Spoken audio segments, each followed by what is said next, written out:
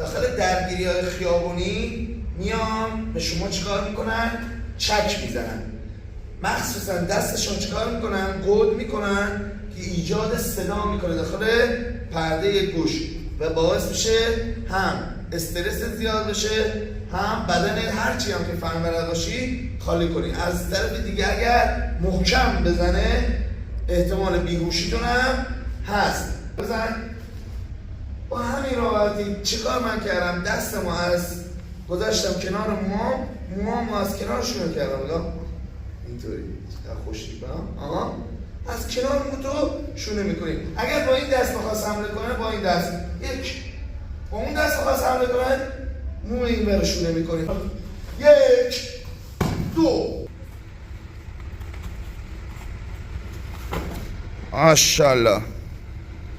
دست بزنیم براشون.